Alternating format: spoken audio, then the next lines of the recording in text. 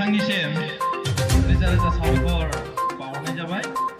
दायो जोंहा दिनै बे हाबाफारिखौ फोजोबनानै उननि हाबाफारि गाहाय सायनासालि बेखेवनाय हाबाफारि दङ। गासैखौबो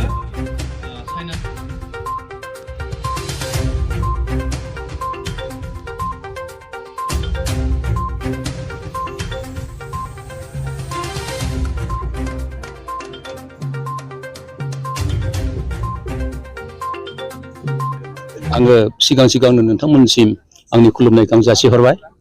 दा बे जाथाया जाबाय जोङो मोनसे जातियाव धोरोम थायो।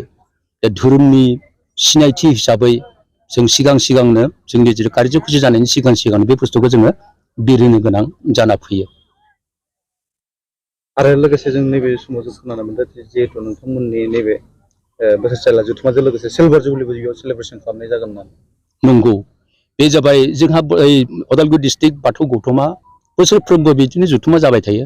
दा लोगोसे जितु बियाबा डिस्ट्रिक्टनि सिङाव नालाय, दा बेखायनो बिथांमोना सानबाय मा जितु प्रत्येक मोनसे आनसलिकखौ जुदि खुंनो गोनां जायोब्ला जोंबो रुपाथि मायथाइयाव जोंबो बिथांमोनखौ सरजाबनानै जोंबो खुङोब्ला जोंहा आरो गरजियास जागोन होननानै बिथांमोना साननायखाय बे जमाखौ जों खुंनाय जादों आरो। गंबेसे गामिखौ लानानै? 27टा गामि दं बेहाय।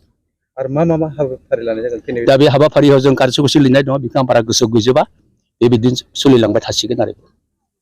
नोंथांमोननि निउस पर्टेलनिसिम दिनै जोङो 29 आरो 30, 31 बे बोहैथि दानाव जोङो दुलाराय बाथौ गौथुम उदालगुरि बियाबा रुपाथि मायथाइ जोङो खुंफुंनो थांगासिनो दं। दिनै सेथि सान आरो बे सेथि सानावहाय जोंहा जाथा बिरहोनाय बे थांनानै थांबाय।